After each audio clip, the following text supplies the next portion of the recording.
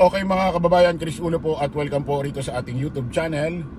Okay mga kababayan, update ho tayo dyan sa Maynila. Usapin ho politika ho dyan sa Maynila, na kung saan may breaking news dito ho sa kampo ho nila Mayor Hani Lacuna. Ito, basahin ho natin. Breaking news: Asenso Manileño wants accountability for Lacuna post fake survey. Nako mga kababayan, mukhang mga taga Maynila, mga Manileño, mukhang itong ratings ni Mayor Hani Lacuna dinadaya ho. Mukhang dinadaya, mukhang pinepeki ho yung survey ho, yung ratings ho ni Mayor Hani Lacuna. Okay, pagpatuloy natin. Asenso Manileño consider legal action on fake survey of PLM UDM communities. Ito raw yung mga aaksyon ng survey. Yung PLM UDM communities. Mukhang ito ho yata yung mga gumagawa or mga nagsasagawa or mga iimbestigahan na naglalabas ho ng mga peking ratings, peking survey ho ni Mayor Hani Lacuna, na siguro binababa yung kay Mayor Hani Lacuna at yung rito kay Isko tinataas ho ng gusto para malin lang ho yung mga taga Maynila. Asenso Manileño will not stand idly by to let Francisco Dumaguio and his minions offend non-partisan character of the pamantasan ng lungsod ng Maynila and Universidad de Manila and flaunt fake survey and those academic communities and Manila residents. Ito mga kababayan, maliwanag. Nagagawa ho ng aksyon, gagawa ho ng pagkilos ang kampo ho nila Mayor Hani Lacuna dito ho sa mga inilalabas yung peking survey ratings niya. Nako mga kababayan, kasi ito, alam nyo naman, nalalapit na ho talaga mismo ang halalan. Ito ho yatang March or March ho yata. Tapos bago mag-May yan, hihinto na.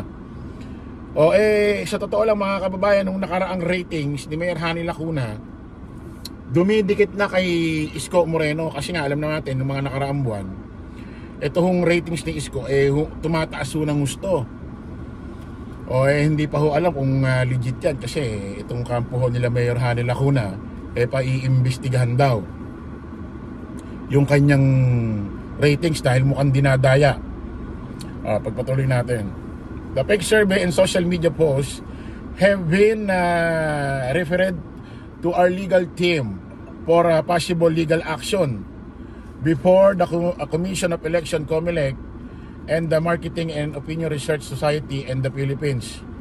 Ito mga kababayan, malamang ito baka ipaalam din ho nila ito sa COMELEC, kasi nakakalasyon ho ng nakakalasyon ho ito ng, kumbaga, baka isipin ng mga taga Maynila, Manileño, mababa ho talaga ang rating survey ho dito kay Mayor Hani Lacuna. Kaya i-refer nila to our legal team for possible legal action before the Commission of Election and the Marketing Opinion Research Society of the Philippines, or yung MORES. There are possible violation of the COMELEC resolution and rules on the use of social media and of the MORES Code of Ethics. The Asenso Manileño team is the best position to recommend next step. Ayan, gagawa ko sila, titingnan nila kung ano mga susunod na gagawin nila. Kasi mukhang may nagpapalaganap, kahit mataas na ang ratings ni Mayor Hani Lacuna, pilit nila ibinababa sa social media pati ratings. Kasi ako naniniwala ako mga kababayan, etong ningning kasikatan dati ni Isko Moreno noong 2019, hindi na ganon. Hindi na ganon. At ako naniniwala ako, marami na rin nauntog, marami na nagising dyan, na naniniwala sila na itong si Mayor Hani Lacuna talaga ang may karapatan magtuloy ng kanyang termino. Kasi nga inuulit ko sa inyo mga kababayan, may karapatan ho si Mayor Hani Lacuna na ipaglaban niya ang kanyang mga nagawa na simulan dyan sa lungsod ho ng Maynila. Kasi nga naman, kita mo naman, si Isko tumakbo ng pagka-mayor 2019, nanalo 2022, lumayas na, umalis na, iniwan na kayo, nagpresidente na. Sino ang nagtuloy ho ng mga proyekto? Sino nagtuloy ho magbayad ng mga utang? Si Mayor Hani Lacuna.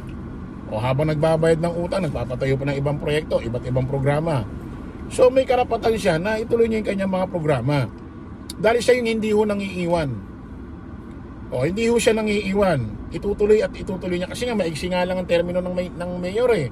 Sa bawat lungsod, 3 taon eh. So 3 ang termino. So 3, 6, 9 years po pwedeng umupo ang mayor. Hindi katulad dito ni dating Mayor Isko Moreno. Pagka mayor lang ho ng 3 taon, umalis na. Nagpresidente na. Tapos ngayon ay nakakapagbayad ng utang ito si Mayor Hani Lacuna, babalik siya. Hindi naman maganda yon. Kaya ako sa inyo mga taga Maynila, mas pagbigyan nyo ng pagkakataon itong si Dr. Hani Lacuna, Mayor Hani Lacuna, na ituloy niya ang kanyang termino. Dahil may karapatan talaga siya, dahil hindi niya kayo iniwan at tatapusin niya yung mga nasimulan niya. Di ba? At sigurado ito si Mayor Hani Lacuna, nakapagbayad na ng malaking utang ang kanyang administrasyon sa naiwang Isko administration.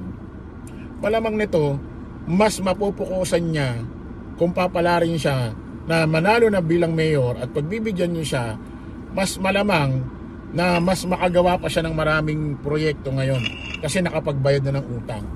Katulad nung binayaran nakaraan 2 bilyong mahigit, imbis na ibibigay pa sa iba't iba na dapat pangangailangan ng mga taga Manileño, naibayad pa sa utang. Dahil nga tad ng utang ang Maynila nung iniwan ho ni Isko. Katulad ngayon, ang sinasabi ko sa inyo, inuulit ko sa inyo, yung mga ginagawang papuri kay Isko Moreno na mga itinayo niyang proyekto, credit din ho yun kay Mayor Hani Lacuna. Kasi nung ginagawa ho, tinatayo ho ni Isko Moreno yan, kasama niya si Mayor Hani Lacuna nung panahon na yon, na Vice President siya. So credit din ho, katulong din ho ni Isko Moreno si Mayor Hani Lacuna nung mga panahon na yon. Kaya credit sa kanilang dalawa yon. Di ba? Pero itong ginagawang pagbabayad ni Mayor Hani Lacuna sa naiwan ng Isko administration at itinutuloy ni Mayor Hani Lacuna ang mga programa pa at mga tinatayo ngayon, credit na lang sa kanya yon. Bakit? Ginagawa niya ito, wala na si Isko. Pati sa pagbabayad ng utang, credit na lang sa kanya yon dahil wala na si Isko. Buti pa nung ginagawa ni Isko yung mga sinasabi niya, pinagmamalaki niya, kasama niya si Mayor Hani Lacuna noon. Kaya credit din kay Mayor Hani Lacuna yon. Hindi katulad ng ginagawa ngayon ni Mayor Hani Lacuna, hindi na credit kay Isko dahil wala na siya. So mga taga Manila, kung ako sa inyo, hayaan nyo, pagpatuloy, hayaan yung makaisa pang termino si Mayor Hani Lacuna dyan sa Maynila. At kung papala rin makatatlo pa, matapos niya lahat ng termino niya. So yun po, maraming salamat mga kababayan. Kita-kita ulit tayo sa panibagong live, panibagong vlog. Paalam po pa, samantalang yung lingkod, Dos Crisulo. Bye-bye.